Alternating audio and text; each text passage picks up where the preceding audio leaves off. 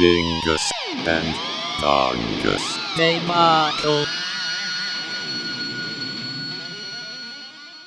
Episode 10. Welcome to the Dingus and Dongus debacle. Debacle. We've reached double digits, episode 10. Yeah. This time we went with Pretty Deadly, out on Image Comics, started back in 2013, written by Kelly Sue DeConnick and art by Emma Rios. Mm-hmm. Now, I was pretty excited when you brought up a Pretty Deadly, because I was a big fan of DeConnick's run of Captain Marvel. Oh, okay. I thought it was fucking fantastic, so I was really interested in reading some of her other stuff. Well, I had wanted to read a Western, right, that wasn't like Preacher-ish, but it wasn't Preacher. Right.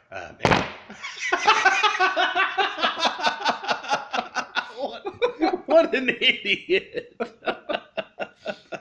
Goblin, our roommate's little kitten, just headbutted. Jumped straight up into a glass table. Yeah. Oh, God. But no, I was wanting a Western, and I remember a while back I picked up a few issues of this and then fell off for whatever reason. And it came up when I was like searching basically for Westerns. Like, oh, fuck, we should finish that. Yeah. And I'm glad I did, or we did. Yeah. Because I really enjoyed this book. It was, in a word, like a romantic book. Yeah. But without It love. being sappy. Yeah. It's exploring other aspects of love. Yes. Just not necessarily like romantic kissy love. One thing to note, there's 3 volumes out. Yep. And they're all separate, kind of self-contained stories. The first one is a Western. Yep. Second one is more of... It was a war story. Yeah, it's more of a war story. And third is kind of like a noir. Yep. So I didn't realize that it would bounce between basically 3 settings and 3 genres. Right. I mean, there's threads that connect them all, obviously. Right. There's characters that show up in all these, like these main characters. They're Reapers. Yep. And I guess it kind of shows their involvement in our world throughout time. Going back to the war one is also funny because queued up in my head was also to find a war story, like a war comic book. Yeah. So I got like 2 for 1 in this. There you go. And then the noir is like right up your alley. Oh yeah. And partially kind of wedges in to a few tracks of the album we're going to talk about later. Yeah. Too. So it's kind of a nice little tie together. And on that note, the noir one definitely was my favorite. Yeah. Yeah. I thought that one fucking ruled. Well, they all ruled. Yeah, like I really enjoyed it. in different ways. Yeah. The first one, the Western, it's kind of told. It felt like you're reading, like a mythology. Right. I was brought back to like middle school or whatever, and discovering Greek mythology and all the gods and stuff, where it doesn't necessarily like give you a whole bunch of details, but like these big broad brushstrokes of like this other world. And I thought that was pretty neat. Well, and to double down on that, some of the artwork is kind of like that, a little abstract and really interesting page layouts. Yeah. I thought was sometimes, very few times I should say, it was a little confusing for me. Yeah. But for the most part, I liked the abstract nature of a lot of the page layouts and the lack of panels, and how it still flowed. And I just thought it was excellent. Yeah. The art can get a bit confusing at times, but you end up picking up what you were kind of missing through by, I guess, looking at it more and using context to fill in the gaps. Yeah. Well, I noticed, like, I would definitely sit there and stare at a page when I was confused. Yeah. Because it was interesting enough to make me, like, focus and try and figure out what's going on, rather And when, in a lot of cases, I just want to turn the page. It's Right. like, fuck it, I don't care enough. Right. So, like one example of that is very early on in Volume 1, where is these a bunch of little close-ups, and I wasn't quite sure what was going on, and like seeing these splashes of color and like shapes. But then when I flipped the page, I saw what it was depicting, like kind of zoomed out a bit, and then I saw it. Oh, okay.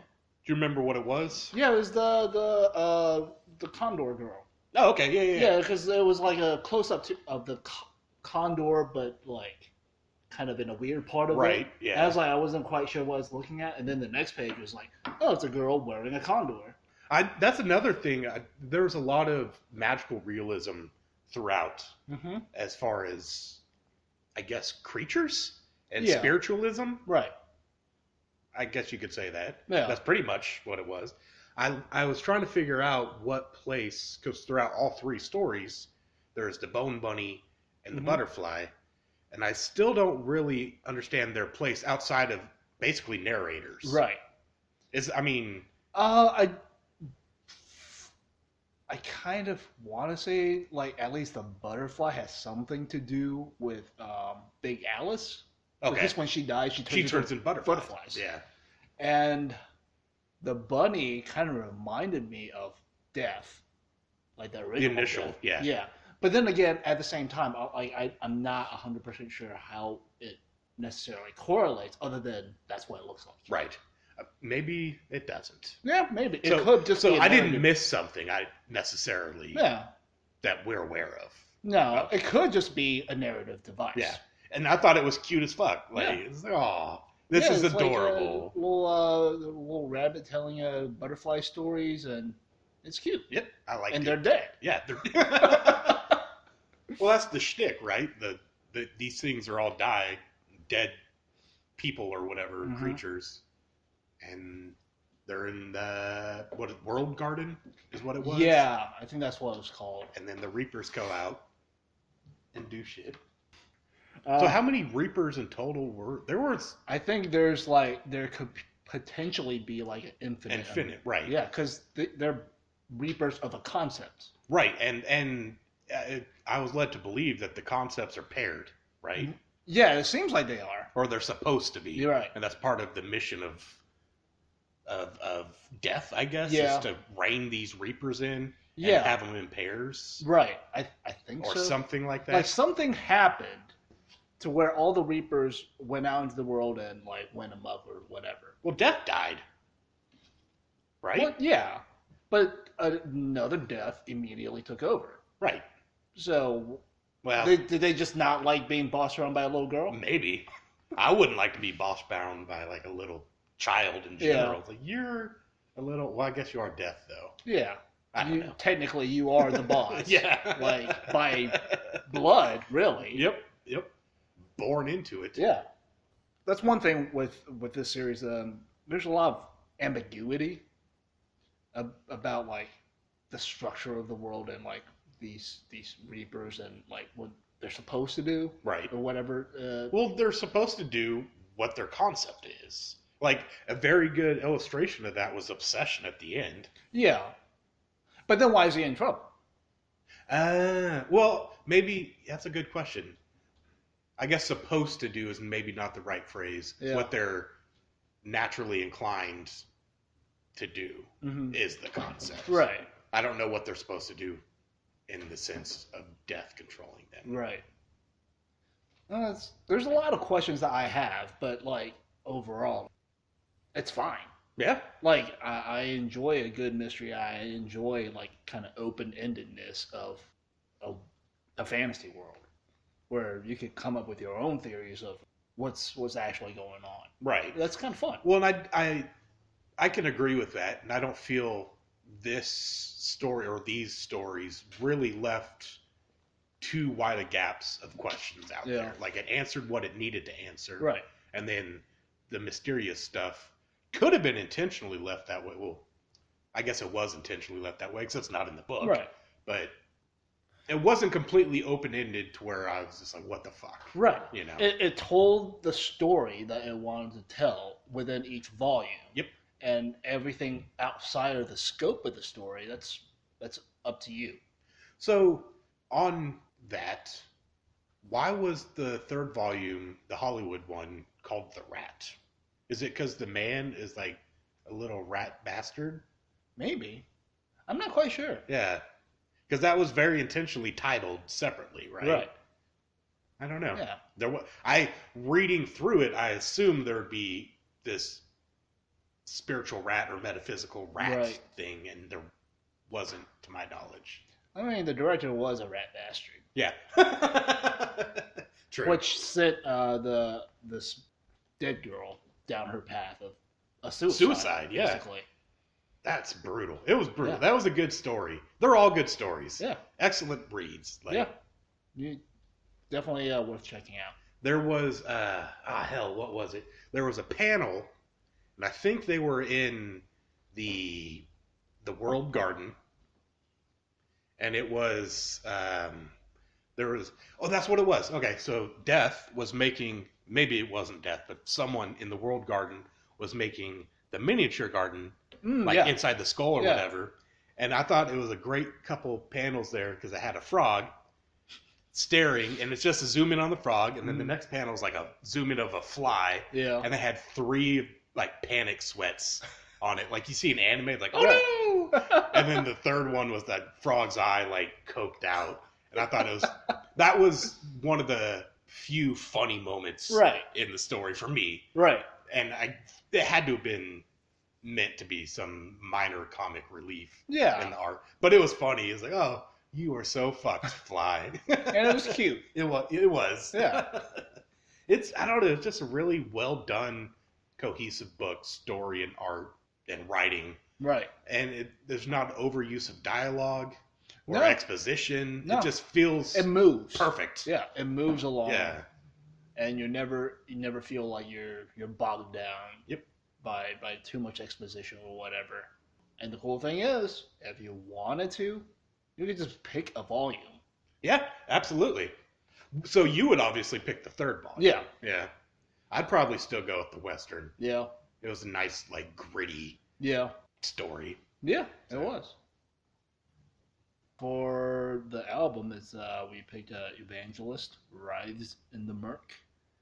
It was put out by Debacle Morty. Debacle Morty. It's the same label as Blue Das Nord, which is like one of my favorite bands. Yeah, the Frenchies. Yeah, there's a lot of cool stuff on that label. But today we're talking about Evangelist. That is a great album title for the way this album sounds. Oh yeah, that's a perfect description. And there are even moments in there like weird like noise ambient stuff where it's like just wet noises. Yes. It is gross, but it sounds cool. There's parts of this album where it's just too murky, really. Yeah. It's like, ugh. I can't pull out some of the shit that's happening in the songs. There's a lot of layers. There is. But you listen to maybe 30 seconds, a minute of just chaos, and then you get amazing riffs. Yeah. Just, I don't know how else to, it's just amazing groove like, riffs. Chunky riffs. But if you listen close enough, behind the awesome chunky riffs, there's like weird stuff happening underneath the layer, and it's just beautiful. Yeah, it's really cool. Once you get past, to me, just the muck. Yeah, like, I guess a good description is like sonic churning. It's just, that's what comes to my head. It's like, I'm trying to visualize that. It's like sound, but in a blender. I was going to say like in a butter churn. Oh yeah, that too. And there's slower moments. Yes. It's a butter churn. When they get a little frenetic, it's like a blender. But it's sound being churned. Yeah, I can see that. Yeah. And of course, there's these like really cool like ambient noise tracks. Sound design that they do on this album is really cool and creepy. It's interesting because it kind of switches genres a little bit, but it's still fits. Yeah. The theme and the feel. Because you get some, like we were talking about earlier, newer sounding stuff. Kind of over Perdition. Yeah. Perdition City. Stuff going on. And then there's a saxophone. And then it's chaos. Yeah. And it's just, I don't know how it fits, but it fits. Yeah. It works. I think one of my favorite tracks, my favorite track is that last track with the self-title. Yeah, with the like weird acoustic guitar. Yep. And then that riff comes in. I was like, yes, it fucking rules. It was a good listen. But again, I could have done that with certain. Well, I don't know if I could have got. There were certain parts of songs I just wasn't feeling, but I don't know if they were absent. Like if they were absent, if I would have the same feeling and appreciation for the riffs, right? Because then it would just. I don't know how to describe it. Yeah, they're definitely. I think third song maybe like the main riff. It just sounded silly. Yeah. I guess I was able to get through that and just still enjoy the album because I think part of it is all that extra layer of just like stuff. I don't even know what it is, but it's like it's a like vacuum cleaner, beeps and bloops maybe, and like I don't know. But there's stuff there, and I don't know what the stuff is. Yeah, it's like it's more specific than white noise. But like just barely. It's yes, barely more specific than White Noise. Yeah. The album. Exactly. Yeah, they probably were just it's static doing drugs. HD static HD 4K static. I really enjoyed the album. Yeah, it was good. Just go in understanding that there's chunks of just not too far from Wall of Noise, but it doesn't last forever, and the payoff is worth it. Yeah, it's a weird album. Yeah, it's weird. Like so if you're in the mood for something a little different or something you may not have listened to before, I think it's a good choice. It's funny. I guess it's not funny, because I guess there's turmoil with the members in some fashion that I'm not fully aware of. But they were on the, I guess, say medium or long list for Mass Destruction Metal Fest. Oh, yeah? For me to reach out to. Oh. But I reached out to a friend who might know one of the members to kind of do a connect. And they're like, there's some turmoil there, so maybe just write it out and let the band figure out what they need to figure out. Yeah. I was like, oh, okay, well. Did they ever figure it out? I never reached out. Oh. So, and I'm not going to because, as far as I understand, there's contention. Things. Yeah. Okay. So. Well. Oh well. Yeah. So I don't think it's gonna happen. That's why I'm bringing it up. It's like anecdote. Story time about things that won't happen. Yeah. Well, it's relevant. Yeah. I would be interested, like, even though it's not gonna happen. I would have been interested in seeing like how they do some of this stuff live. Right. It has to be. So much of it has to be like pre-recorded shit. It has to. It has to be. Yeah. They're not going to have someone up there. Well, I don't know. I can't say. They just have one guy going. I could see that with this band. I could see them. You could be that person. Yeah. No, they need 5 guys. So when like one person needs to take a breath. Another can take over and says like, point. Yep. Like, 5, 4, 3, 2, 1. Okay, I'm gonna take a breath now. Your turn. That doesn't sound very HD at all. No, it doesn't. It's very analog. Yes. That's a funny word. Analog. I'm not gonna. Analog. It's poop. It's just poop. Yeah, it is. It sucks. Why does anybody use analog? It's shitty. Yeah, it stinks. Oh, those Poor musicians of the past having to like record on poop. They have to writhe in the Murk. Murk. Yes. Yeah. They're writhing in the murk of analog. Do you think they produce an analog like each time they go in for a session? They have to. Yeah, it's just a fresh analog Yeah. at the studio. Laying down tracks, man. They had to like time it with each member so that there's no interruption. It's like one log gets disconnected and then the next log immediately follows. Conveyor belt here? Yes. Like, reel to reel. Oh, sucks to be the guy who has to like splice tracks. Yeah. He's pressing it. Mush, mush, mush.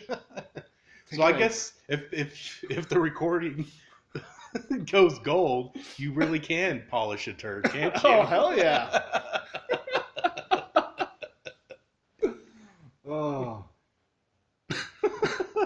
You know, okay, like editing like old school film where they like take X-Acto knives. Yes. And, like, yeah, but now it's like they're taking an X-Acto knife to A logs lot of shit.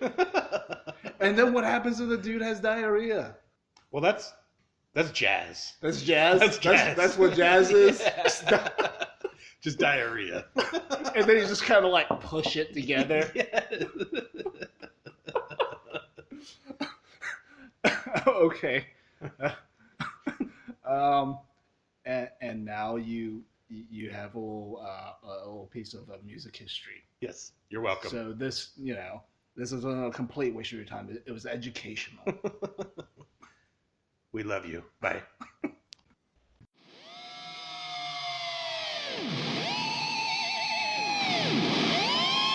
Dingus and Dongus. Debacle.